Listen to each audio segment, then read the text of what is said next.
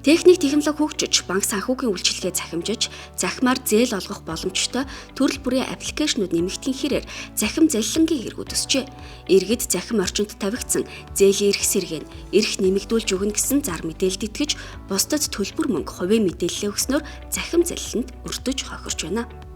За зээлийн эрхээ нэмэгдүүлнэ гэдээ бусдад залилуулсан байх шүү дээ, тэ? Яг юу тохиолдсон талаар бусдад сэрэмжлүүлэг болох үгнээс мэдээлэл хүргэхгүй юу? Би болохоор Facebook зараас зээлийн эрх нэмэгдүүлнэ гэсэн зарыг олж хараад тэгээд энд нь маш их тэгээд тухайн үед болохоор надад маш их мөнгөний хэрэгцээсэн гэрт минь асуудал гараад тэгээд энэ зарын дагуу холбогдоход аппликейшны зээлийн эрхийг 5 сая төгрөг хүртэл нэмэгдүүлж өгнө гэж хэлсэн. Тэгээд энд нь итгээд өөрөө аппликейшн 2 сая 400 мянган төгрөгийн зээлтэй байсан.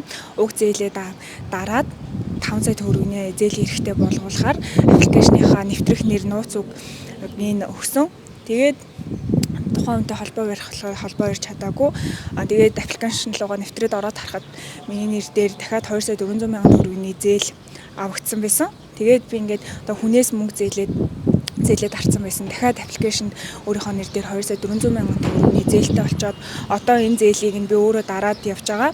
Мөнгө санхүү цаг хугацаагаар маш их хохирж байна. Тэгээд ингээд хуулийн байгууллагт хандаад явж байгаа.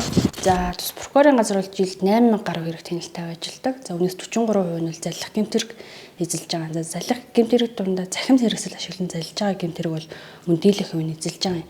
За яагаад захим хэрэгсэл ашиглаад байна гэхээр аппликейшны зээлийн эрхийг нэмэгдүүлнэ. За мөн та ирэх бол ирэхгүйгээр өөрийнхөө байгаа газараас зээлийн эрхийг нэмэгдүүлээрээ зээлийн эрх аваараа гэх мэтчлийн дээрх аргууд орол заллах гэмтэрэг хийж байгаа. Одоо техник технологи хөгжсөнтэй холбоотой иргэд бол өөрөө биечилж зээл авах шаардлагагүйгээр захимаар зээлээ судлуулж байгаа.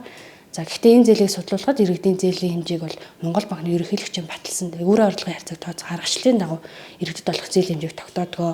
Тиймээс хэн нэгэн бол иргэн болон хувь этгээд иргэдийн эрхийг бол нэмэгдүүлэх ямар нэгэн хуулийн боломж ийм зохицуулт бол байхгүй. За тодруулах юм бол тус прокурорын газар 597 хохирчтой 300 гаруй сая төгрөгийн хохирлын хэмжээтэй ийм эрэг шалгагдчихж байгаа. За тус гэмтэрэг яаж үлдэгддэг вэ гэхээр за хохирчнор руу за зээлийн эрхийг нэмэгдүүлж өгөн зээлийн хэмжээний үнийн дун 10-20% шилжүүлээрэ эсвэл нэвтэр нууц руу өгөөрөө би нэвтэрч ороод таны зээлийн эрхийг нэмэгдүүлж өгнө гэх энэ аргаар ашиглан за нийт тохирчноос авч зээлийн мэдээллүүдийг нэвтрээр орж зээл авж байгаа хохирол учруулсан юм нөхцөл байдал тогтоогдож байгаа.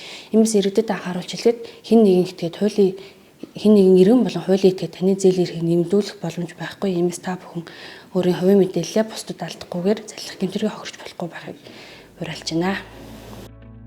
Иргэдийн зээлийн эрхийг хэн нэгэн хувь хүн иргэн нэмэгдүүлэх ямар ч боломжгүй бөгөөд ийм зүйлийг санал болгож байгаа бол энэ нь заллах гэмт хэрэг гэдгийг сайтар ухамсарлах хэрэгтэй байна.